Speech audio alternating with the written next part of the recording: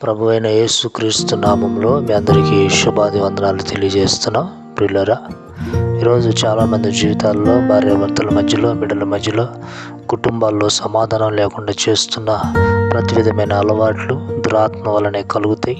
కొన్ని పాపం వలన జరిగిద్దని బైబిల్ చెప్తున్నట్లుగా, ప్రియులారా, ప్రభు అయిన యేసుక్రీస్తుని అంగీకరించిన మీ జీవితాల్లో అపవాదైన సాతాను తొలగిపోయేటట్లుగా ఈ సమయంలో ప్రార్థించబోతున్నాం.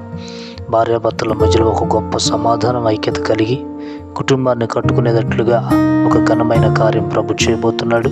ఈ ప్రార్థనలో వేకిబించండి. పరిశుద్ధుడా, నమ్మకమైన మా తండ్రి, మీకు స్తోత్రాలు చెల్లిస్తున్నాం నాయన.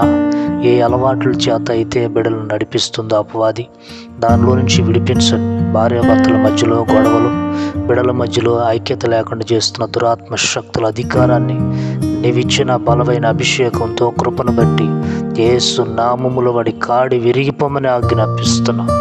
నీ కుటుంబాలకి, నీ బిడ్డలకు క్షేమమును మీరు కలుగు చేసి, నా తండ్రి, దయ్యపు శక్తులన్నిటిని వెళ్ళకొట్టి ఒక సమాధానం నీ పిల్లలకు దయచేసి కుటుంబాల్లో క్షేమమునిమ్మని యేసయ్య శక్తి కలిగిన నామములోనే ప్రార్థించి స్తుతించి కోరుకుంటున్నాను తండ్రి.